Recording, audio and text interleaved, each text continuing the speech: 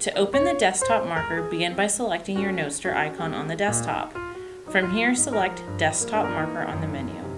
With the desktop marker, the annotation wheel will appear. Create shapes, annotate text,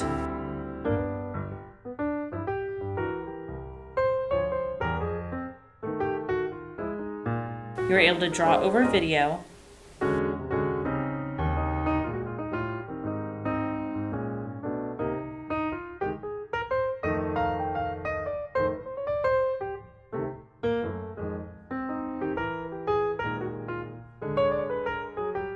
take snapshots of your screen, and automatically drop it into Whiteboard.